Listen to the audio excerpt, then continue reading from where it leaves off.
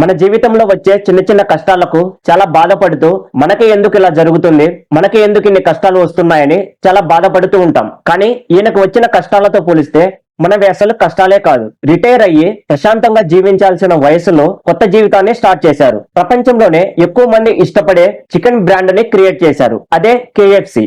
చిన్నప్పటి నుండి ఆయన పడ్డ కష్టాలేమిటి, 65 ఏళ్ల వయసులో KFCని ఎలా స్టార్ట్ చేశారు, దానికోసం ఆయన ఎలా కష్టపడ్డారు అనేది ఈ వీడియోలో చూద్దాం. Hi everyone, welcome back to O4 stories. KFCని స్థాపించిన అతని పేరు కల్లల్ శాండర్స్. ఈయన 1890లో అమెరికాలోని ఇండియానా అనే ప్లేస్ లో జన్మించారు. ఆయనకి ఒక చెల్లి, ఒక తమ్ముడు ఉండేవారు. 5 ఏళ్ల వయసు ఉన్నప్పుడే ఆయన తండ్రి గారు చనిపోయారు. కుటుంబాన్ని పోషించడం కోసం వాళ్ళ అమ్మగారు దగ్గరలో ఉన్న ఫ్యాక్టరీలో పనిచేసేవారు. ఇల్లు గడవకపోవడంతో 7వ తరగతిలోనే చదువు మానేసి పొలం పనులకు వెళ్లడం, గుర్రపు బండ్లకి రంగులు వేయడం ఇలాంటి పనులు చేసేవారు. ఇతనికి 12 ఏళ్ల వయసు ఉన్నప్పుడు వాళ్ళ అమ్మగారు 2వ పెళ్లి చేసుకున్నారు. కానీ 2వ తండ్రికి ఈ పిల్లలు ఉండడం ఇష్టం లేదు. దాంతో శాండర్స్ 13 ఏళ్ల వయసులో ఇంటిని వదిలి వాళ్ళ అంకుల్ దగ్గరికి వెళ్లిపోయారు. శాండర్స్ 17 ఏళ్ల వయసు వచ్చే వరకు పెయింటర్ గాను, కండక్టర్ గాను, ట్రైన్స్ క్లీన్ చేయడం, ఇంజన్స్ కి బొగ్గు నింపడం, ఇలా ఏ పని దొరికితే ఆ పని చేసేవారు. 18 ఏళ్ల వయసులో ఇతనికి పెళ్లి అయింది. ఇతనికి 3 పిల్లలు. తన మొదటి కొడుకు జ్వరంతో చిన్నప్పుడే చనిపోయారు. ఒకరోజు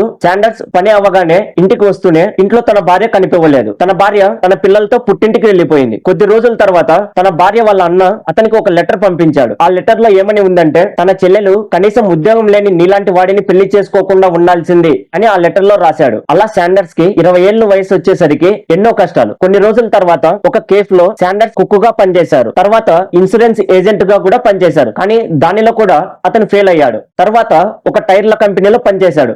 కొన్ని రోజుల తర్వాత ఆ టైర్ల కంపెనీ క్లోజ్ అవ్వడంతో ఆ ఉద్యోగం కూడా పోయింది. ఇలా ఏ పని దొరికితే ఆ పని చేసుకుంటూ నైట్ టైమ్స్ చదవడం స్టార్ట్ చేశాడు. అలా చదువుతూ లాసెల్ యూనివర్సిటీలో లాని పూర్తి చేశాడు.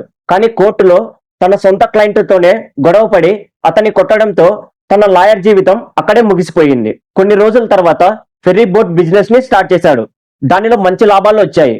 తర్వాత కొన్ని రోజులకి ఆ ఫెర్రీ బోట్ బిజినెస్ ని తన పార్ట్నర్స్ కమ్మేసి ల్యాంతర్ బిజినెస్ ని స్టార్ట్ చేశారు. స్టార్టింగ్ లో ఈ ల్యాంతర్ బిజినెస్ లో మంచి లాభాలు వచ్చాయి. కానీ అదే టైంలో డెల్కో అనే ఒక కంపెనీ ఎలక్ట్రిక్ బల్బ్ ని తయారు చేయడంతో ఇతని ల్యాంతర్ బిజినెస్ బాగా దెబ్బతినింది. అలా ఆ బిజినెస్ కూడా మూతపడిపోయింది. తర్వాత కొన్ని రోజులకి స్టాండర్డ్ సర్వీస్ సెంటర్ లో జాయిన్ అయ్యాడు. అలా కొన్ని రోజులు వర్క్ చేసిన తర్వాత ఆ కంపెనీ కూడా మూతపడడంతో ఉన్న ఆ జాబ్ కూడా పోయింది. ఈ కష్టాలు నష్టాలతోనే అతనికి 40 ఏళ్ల వయసు వచ్చేసింది. 40 ఏళ్ల వయసు ఉన్నప్పుడు సెల్ అనే కంపెనీ ఎటువంటి పెట్టుబడి లేకుండా ఒక సర్వీస్ స్టేషన్ ని నడుపుకోమని, అందులో వచ్చిన లాభాలని కొంత ఇవ్వమని చెప్పారు. అతను ఆ సర్వీస్ స్టేషన్ ను నడుపుతూ అక్కడికి వచ్చిన వాళ్ళందరికీ తన చికెన్ రెసిపీని వండి పెట్టేవాడు. అలా అతను చేసిన చికెన్ రెసిపీ చాలా ఫేమస్ అయింది. తర్వాత కొంత డబ్బు అప్పుగా తీసుకొని ఆ సర్వీస్ స్టేషన్ పక్కనే ఒక రెస్టారెంట్ ని స్టార్ట్ చేశారు. 1949లో అతను మరొక ఆమెని 2వ పెళ్లి చేసుకున్నారు. అంతా బాగుంది, రెస్టారెంట్ బాగా నడుస్తుంది అనే టైంలో అతని రెస్టారెంట్ ముందు ఉన్న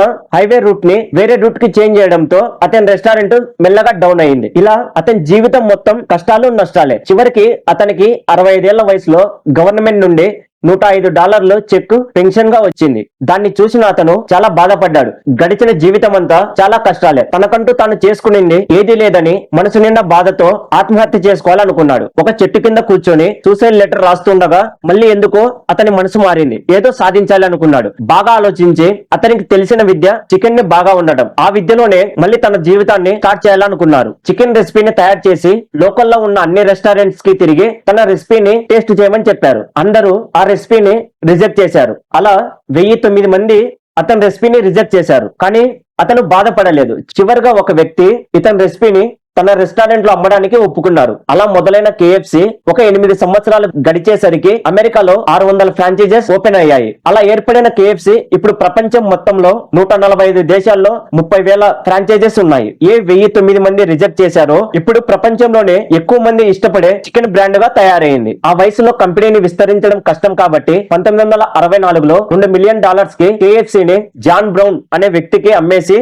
అందులోనే బోర్డు మెంబర్ గా ఉంటానని ప్రతి సంవత్సరం నాకు $75,000 ఇవ్వాలని డీల్ కుదిరించుకున్నారు. మీకు తెలుసా 1976లో ప్రపంచంలో ఎక్కువ మంది గుర్తించే వ్యక్తులలో కల్లన్ శాండర్స్ 2వ ప్లేస్ లో ఉన్నారు. అతను అంత ఫేమస్ అయ్యారు. అంతేకాదు కల్లన్ శాండర్స్ ట్రస్ట్ అని మరియు హెల్త్ కేర్ సెంటర్స్ కి డబ్బుని దానం చేసేవారు. ఇప్పటికీ ఆ సర్వీసెస్ కొనసాగుతూనే ఉన్నాయి. చివరికి ఆయన 1980లో లుకేమియా అనే వ్యాధితో చనిపోయారు. ఒకప్పుడు ఉద్యోగం లేదు అని బాధపడ్డాడు. కానీ ఇప్పుడు తను స్థాపించిన కంపెనీలో కొన్ని లక్షల మందికి ఉద్యోగాన్ని ఇచ్చారు. ఆత్మహత్య చేసుకోవాలని ఆగిపోయి మళ్ళీ జీవితాన్ని స్టార్ట్ చేసిన కల్లన్ శాండర్ యొక్క జీవితం యువతకి మాత్రమే కాదు, వయసు అయిపోయిందని ఏమి చేయలేం అనే వారికి కూడా ఒక ఆదర్శం. ఇతని జీవితం యొక్క వీడియో మీకు ఎలా అనిపించిందో కింద కామెంట్ లో తెలపండి. అలానే ఈ వీడియోని మర్చిపోకుండా లైక్ చేయండి, షేర్ చేయండి. ఇలాంటి మరిన్ని సక్సెస్ స్టోరీస్ కోసం మర్చిపోకుండా మన ఛానల్ ని సబ్స్క్రైబ్ చేసుకోండి. మరొక ఇంట్రెస్టింగ్ టాపిక్ తో నెక్స్ట్ వీడియోలో కలుద్దాం. Thank you.